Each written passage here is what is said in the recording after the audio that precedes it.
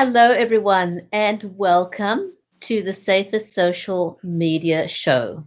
I'm your host, Bridgetti Banda. I am a social goodwill ambassador and a live streaming advocate. I started my career raising awareness about the water crisis in South Africa, and I produce and host online shows and lead conversations with entrepreneurs and thought leaders. My amazing co host is Allison Diamond. Allison is a sociologist and a social media enthusiast, and she's concerned about disinformation and malicious behavior. She takes a sociological approach to examining the problems and to find user based solutions. And today, our conversation is about naming and shaming. So, on this show, which is called the Safer Social Media Show, we talk about how we as individuals can gain the ability to take a more critical look at the things we see online and how we can become more selective about how we use that information that we see online and how that leads to freedom of disinformation. But today we're specifically talking about naming and shaming. So, hello, Alison. Hello. How I'm are you? excited. I'm fine. How are you? Yes, that is great. So, I want to let everyone know welcome to the show, first of all. Um, Today we are talking about doxing as well as naming and shaming. And I want to let you know that we are live on different platforms. We are live on LinkedIn, on Facebook, YouTube, Periscope, and Twitter. So wherever you are watching us on your social media platform of choice, welcome to the show. And I wonder if we should kick off first by just explaining or giving a brief outline of what both doxing or naming and shaming is about. Sure. So I'd kick that off with saying that it involves researching the details of people's lives with malicious intent. It's not just that you're just looking for someone's contact details or wanting to reach out to them. You're doing this with intent to make the details public. Um, and your intention is to harass, to abuse, to provoke fear, to even cause violence or physical harm to that person and or their family members. So it's a kind of a vigilante justice, if you wanted to say. So you're kind of taking the law in your own hands. Yeah. I I'm going to define doxing, but what you've heard about naming and shaming in general does describe doxing, and I tend to see naming and shaming as sort of doxing light, because naming and shaming is pretty bad and it's meant to embarrass and humiliate and incite violence, like she said. But I think of doxing as taking it to another level. The idea of doxing is that you find documents, that's where the word comes from, uh, about the person, personal information. Sometimes you receive it through hacking, and sometimes you just get it off of public sites and you make it easily compilable in one place so everybody around the world, this unknown audience of people, can pile on and join the fray, often without knowing fully what it's all about. And this person and their family is victimized, and it causes a lot of problems, obviously, for victims. Mm. Yeah, it's a minefield that needs addressing because you know it's something that we cannot ignore. It happens more and more, and sometimes it even leads to depression, people taking their lives.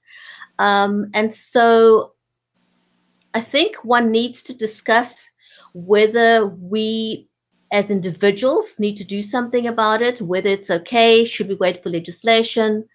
And so perhaps we should look at whether or not there are certain instances that justify doxing or naming and shaming. Because people might, for example, say, oh, well, but so and so has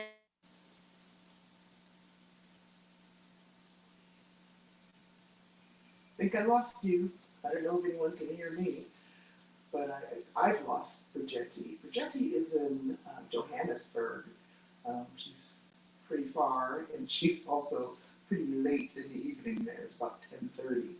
So I'm happy that this little test is turning out to work at all. But yeah, sometimes we're going to get some glitches. Um, Sure if I lost okay, you so there. he's Let's see. gone. There you go. Okay. There you go. So would you say that one can justify doxing or naming and shaming by means of extenuating circumstances? Do you think it's okay?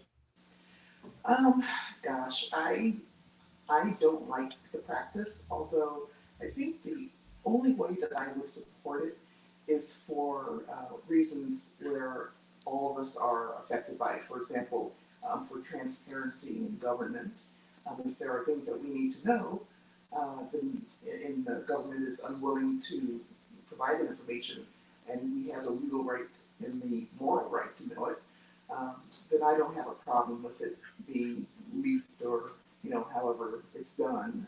But I don't like malicious doxing. Anything that's meant to harm somebody, no way, that's not justified. Hmm. Yeah, it's a very fine line there, and I think one has to make that distinction Mm-hmm. about whether or not it is something that you would engage in. Um, I think for me personally, I would want to consider the consequences of taking part in doxing. Yeah. Um, it may seem that you're justified, but you do walk the fine line of looking at criminal prosecution, for example. Mm-hmm. Mm-hmm. Um, and, irrespective of what that person did, what if that person takes their life, for example? Would, you make yourself liable for culpable homicide? Yeah, one of Um, the things about doxing and naming and shaming in general is that really the laws that we have today haven't kept up with our digital abilities, so to speak. So we've got people who are really at home with the internet and social media and with all the things that you can do with technology to cause harm. But we've got people who make the laws who don't understand all that underlying technology, and our laws don't change as quickly as our behaviors do. So right now, people are using harassment, stalking laws, domestic violence. I mean, anything you can reach out for. Hate crimes, at least in this country. I don't know. Maybe you know a little bit about what's happening in South Africa, but here we've got we've got a little ways to go to specify doxing across the country as a crime and really define it.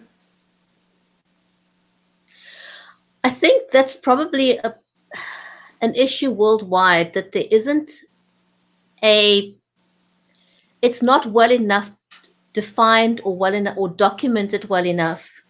And I see a huge problem that the law, I mean, in the US, for example, your law will differ from state to state, and the laws differ from country to country. And I often wonder whether that isn't what gives people the freedom or the loophole um, to engage in naming and shaming, Mm-hmm. because they understand that if they commit the crime of naming and shaming and doxing across a border, Mm-hmm. um, they will likely not be prosecuted.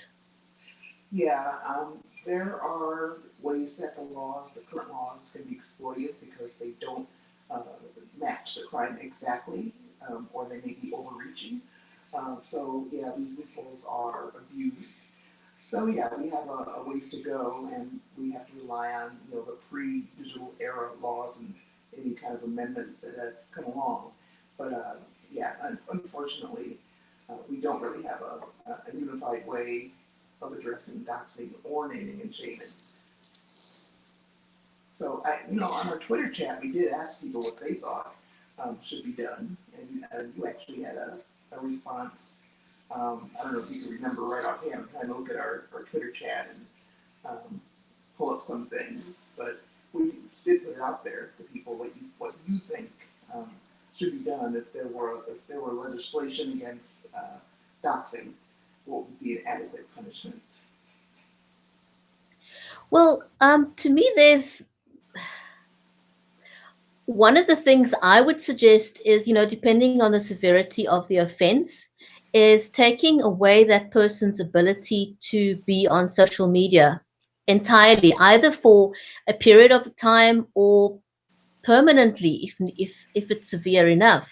Mm-hmm. But in order for us to reach that kind of point, um, the providers of the social media platforms would have to put in specific mechanisms in place to circumvent what people currently do. Mm-hmm. People may think they're hiding, but the systems allow people to create fake profiles.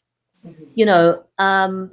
On Facebook, for example, people don't even hide the fact that they may Twitter, Facebook may say, well, we don't allow it on our platform, but that there's no mechanism to stop people from having as many profiles as they like on Sure. Facebook, for Yeah. example. Mm-hmm. The same on YouTube. You can have as many profiles as you like. On Twitter, it's a free for all. Yeah. You can have, even if you get banned under the one username, people will come back and say, well, hey, I'm back and this is my new username, follow me. And Mm-hmm. if they have a large following, they have absolutely no difficulty with switching usernames whatsoever. It is that easy. Mm-hmm. And Facebook, so, on Facebook, I know there's a policy where they really started pushing for people to use their real names. So I don't know if you remember that, but if you had a nickname, and some of my friends do have nicknames, some of them were forced early on to switch to a legal name. So I think that was part of Facebook's way of, quitting or making people quit with the anonymity and maybe be a little more intimidated about being, online bullies or making nasty comments. But you know what? I have seen some things under people's real names, so I'm not sure it really abated a lot of that, but at least that was one of the policies they implemented. I know that implemented the policy, but it's again, it's one thing about, having a policy in place is one thing, but Mm-hmm. enforcing that policy and having consequences for not adhering to the policy is quite another. So, Exactly. I mean, I know of numerous people who still, despite that policy, still have numerous profiles on Mm-hmm. Facebook. They haven't Yeah. changed anything because um, there's no consequences Mm-hmm. for having more than one profile. How is that enforced?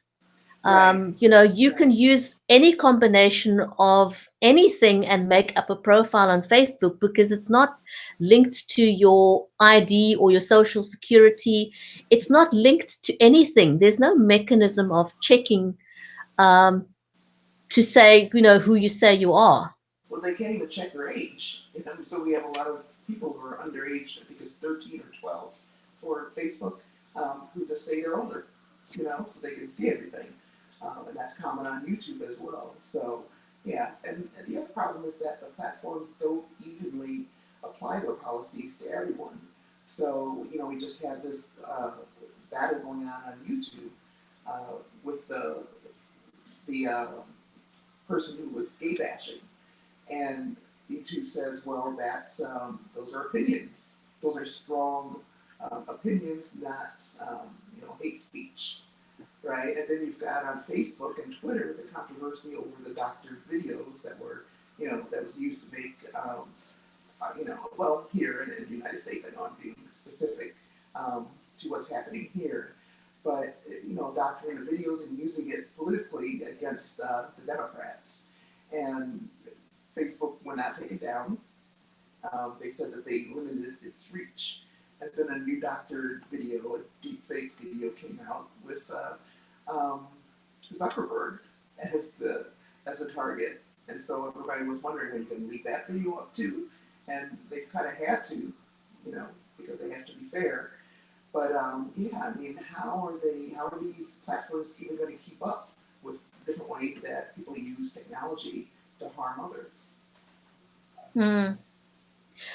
I see that this as one of the huge challenges is that the platforms, I was doing a bit of research earlier on Facebook, for example. Now, Twitter says that they don't permit doxing or naming and shaming, and yet it's rife. It's absolutely rife. It's like a free for all on Twitter when it comes to doxing and naming and shaming, and yet they say it's against their policies. But I don't see them enforcing it, or the way that they enforce it is not even-handed. Mm-hmm. There's so many different interpretations. Now, I had a look at Facebook, for example, in terms of, so they've got variations of what they would recognize as naming and shaming. Mm-hmm. And I found, there were discrepancies in terms of racial demographics that made themselves guilty of naming and shaming. And Facebook seems to discriminate on the basis of racial profiling when it comes to naming and shaming. And there's so many gray areas. And I think that's probably one of the issues that we've got is that the social media platforms can't even agree on a definition. Right. Um, I mean, and the bottom line until, is it's humans making these decisions, and humans have their own biases, hidden or open, and those influence the decisions that they make. That's where all this, you know, uneven um, application of these policies is coming from. It's because these different platforms have different agendas. so one of the things I saw on Facebook, for example, that people were complaining about is the fact that the moderators um, may be of a certain ethnicity or social status or whatever, and it's left entirely up to them to make that decision. In other words, you're not having a, I don't know if one should call it a board or a panel, for example, made up of various demographics that could make a better combined decision than leaving it up to one person, for example, that's of a different demographic, and they may say, well, you know, I think it's okay. I'm not sure exactly how it works, but that's how it seems from a public perspective. And Yeah, that's why especially there's with no YouTube. even, yeah. Mm-hmm. Yeah, totally agree with you there.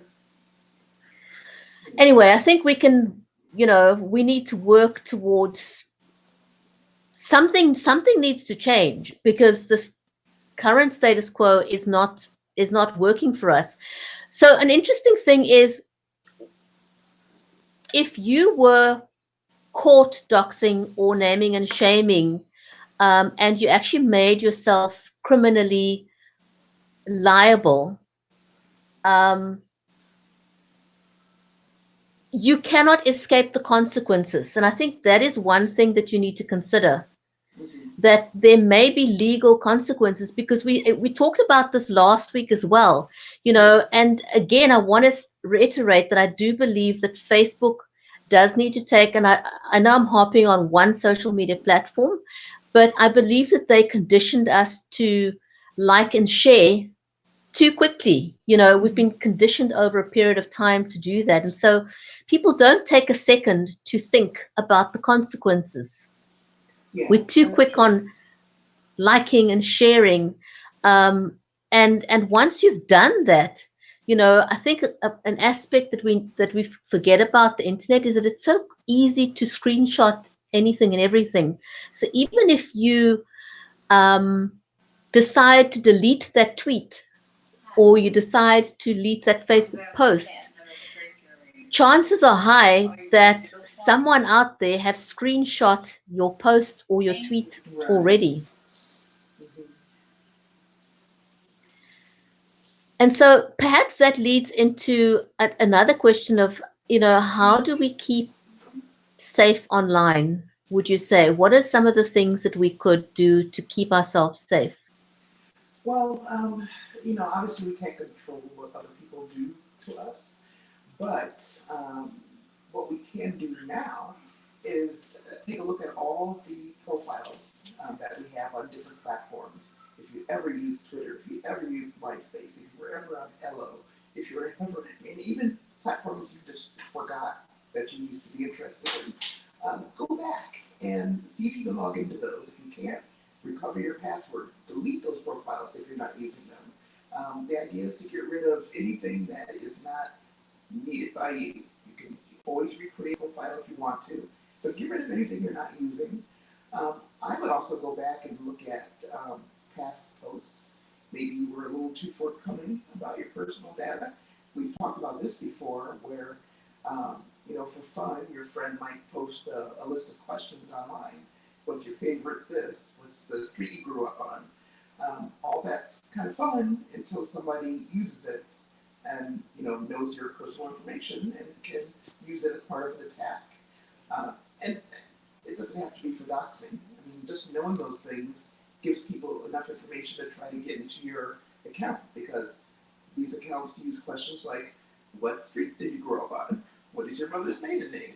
And those are things you may have innocently answered when your friend posted those quizzes. So go back, delete that stuff. So that's a couple of ideas. Also, strong passwords. Make it more difficult for people to get into your accounts and to see your personal data. And I have to name this before I turn it back to you for your ideas. There are websites online that do collect that information about you. For example, mylife.com. You can actually write to some of these sites or look up their policies and then submit a request to have your data removed. So that's an idea to see if you can lock your data away. So those are three things. You mentioned something interesting, about how you could innocuously have posted something in the past. And sometimes, you can have something very innocent, people starting a remember when kind of thing. Mm-hmm. And, in that conversation of remember when, you could be releasing personal data about yourself or your family Yeah. without giving it a second thought. And once it's out there, it's out there. Yeah. Yeah. I mean, airing your dirty laundry because you're having a fight with your brother or your ex or your current spouse and putting all that out there, you're just handing people your personal life information. And who knows who's going to be able to use that in the future. We all already know that when you're looking for a job, you might not want your future boss to see that fight you have with your neighbor. You need to be careful about the personal stuff that you're posting. Allison, you've just touched on something now that is almost a trap for doxing or naming and shaming, and that is an aggrieved spouse or ex-spouse or girlfriend or boyfriend. You often see this on social media, someone that feels aggrieved because the relationship went sour, and so almost as a means of revenge, they will release personal information about the ex partner. Yeah, including Um, pictures. yeah.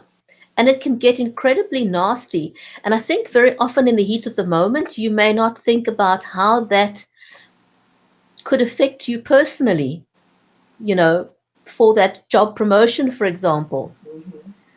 Yeah, um, or whatever else may come up in your career. And so one's got to, and I think for me, the take home from our conversation is that you need to unlearn what Facebook has taught us mm-hmm. to hit the share and like button so quickly. You need to hit the pause button instead Yeah. And I think and the other think thing, about the consequences. right.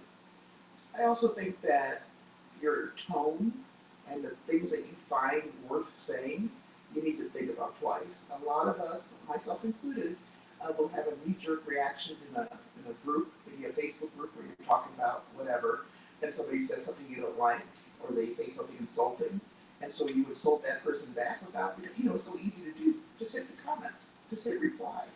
You don't have to think, so you can go back and forth as if you were talking.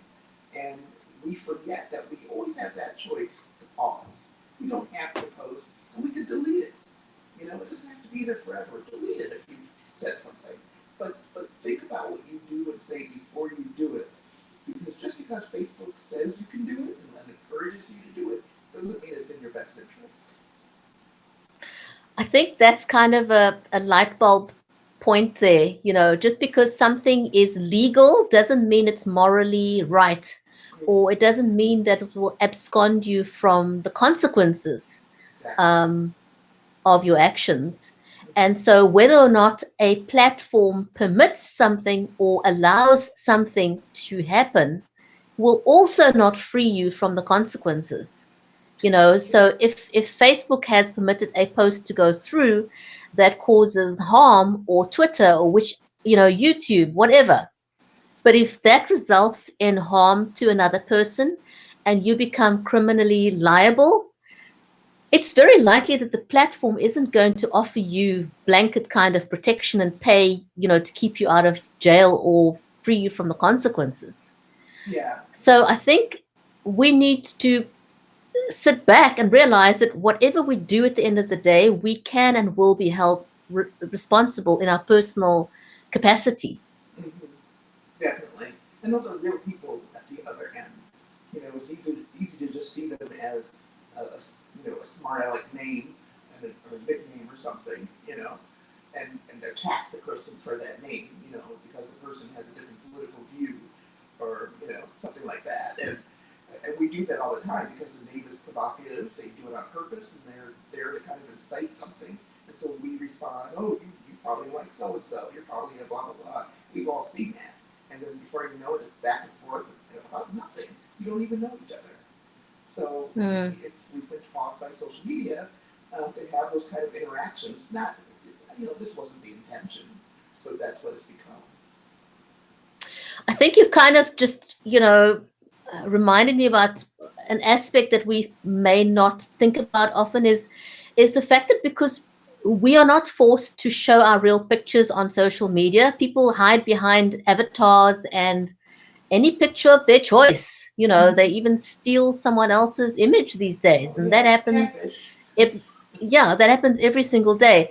And so I wonder if that doesn't add to dehumanizing the person on the other side, because you Yeah. don't think of them as being human. You just look at this profile Mm-hmm. that, and I'm going all in to attack this profile. And we forget that behind that profile is a human being Mm-hmm. with a family to support. Yeah. um, and more so, behind that profile is somebody with feelings, with a life. Mm-hmm. Um, and Yeah. so, yeah, I think somehow we've lost the ability to humanize the connections, and it's one of the things that I like about live streaming, for example. Mm-hmm. It's because you can't hide. No. Yeah, and you know Facebook you is you going in have that to show direction. the real you. Yes, you do. You do. And that's why Facebook is talking about switching to a platform that's more like Snapchat. You know how much I love Snapchat. And Snapchat does not have the same problems that Facebook has because the tools that Snapchat gives you encourages creativity and originality. It's not about forwarding what somebody else did and really not being yourself. You're just copying pictures and slogans and infographics and whatever memes without expressing who you are and showing the real person. So it's a little bit harder to see somebody and be nasty towards them because that interaction is really based on curiosity and kindness and learning. I mean, that's what happens with face-to-face interactions, and Facebook wants to go in that direction. Yeah. Allison, we have come to the end of 30 minutes. I can't believe the time went by so quickly. So I want to just put this out there. If you have ever been the subject of naming and shaming or doxing, how did you deal with it? What did you do? Were there any consequences for people who engaged in this practice? Mm-hmm. Um, and I think another question I want to leave with you is, if you see doxing or you see naming and shaming, would you engage? Would you encourage it? Would you discourage it? Would you turn the blind eye? Would you turn the other cheek and pretend you didn't see it? Do you look the other way? Let us know in the comments. Be great to get some feedback, because I think this is probably a this is a conversation we will be talking about again for sure. Most definitely. Okay. Well, Anyway, any closing thoughts, Alison? really, I just want to say that what Safer Social Media is all about is starting that conversation and continuing it and building on skills that we're learning and applying out those skills to other situations and seeing how they fit. We're really about grassroots attempts to make the internet safer for ourselves. The idea is that we cannot wait for legislation, we can't wait for platforms to come up with laws. We need to start looking out for ourselves and taking on safer behaviors on our own. And so we are going to share that information with you, and hopefully we'll have guests who will, share some tips on their own. We've got some great conversation on Twitter and some just really great ideas. So looking forward to more. Absolutely. Thanks everyone for joining us today, and we look forward to hearing your comments and your views, and we will definitely be having this conversation again. So from me, Bridgetti and Banda in Cape Town, it's goodbye for now. And adios from Las Vegas.